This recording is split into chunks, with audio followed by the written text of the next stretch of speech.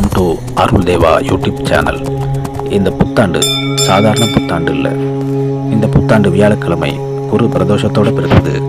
வியாழக்கிழமை வருகின்ற மகா குரு பிரதோஷம் சிவபெருமானின் அருளையும் நம் வாழ்க்கைக்கு தேவையான அனைத்து செல்வங்களையும் அள்ளித்தரும் புத்தாண்டு.